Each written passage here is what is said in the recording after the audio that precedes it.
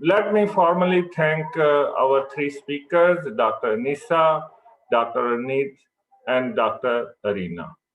I'm sure it must be very clear their journeys have come from different angles. They have come from natural sciences, geography, glaciology, architecture, and have become, in my view, systems thinker about nature-based solutions.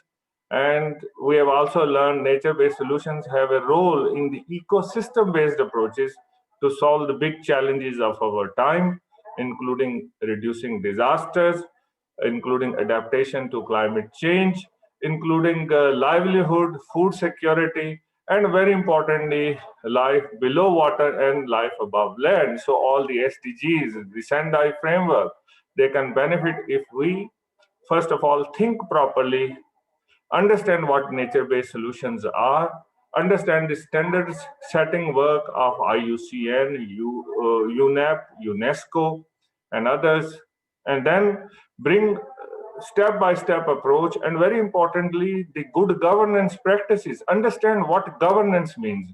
Understand how knowledge becomes part of the good governance, and how can we offer those solutions at various levels. How we scale up and how do we scale down. And at the same time, how do we empower young people? How do we go from rhetoric to action? That's very, very important. So this series of discussions on Let's Talk DRR between UInspire Alliance and UNESCO, all these ideas have been discussed in a wonderful way. Nature-based solutions have a role for today and for the future to come. We need engineering solutions, we need architectural solutions, but we need also to have proper emphasis on nature-based solutions. We need to make our professionals green, not by painting them green, but bringing these ideas into their mind.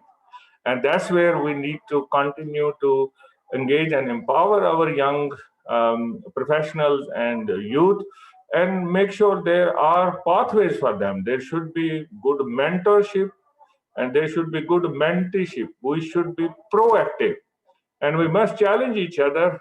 At the same time, we should continue to progress to better level of understanding of what nature-based solutions are, how can they be put in place, what is the role of the government, what is the role of the local communities, and we must continue to challenge. Is it better to build a seawall, or do we need to have the solutions which are like mangroves? Should we continue to build more of dams, and should we continue to have more of the dikes, or should we have better management of our catchment systems? Should we continue to deal with debris flows, or should we stabilize our slopes by having proper kind of vegetation? How we continue to understand the processes of climatology and hydrology and better science, and how we bring this science to the level of a common person, to the citizens. And this is our challenge. There are many programs, and very importantly, the large projects, open air laboratories like Operandum and Tapestry with the marginal environments, very interesting projects.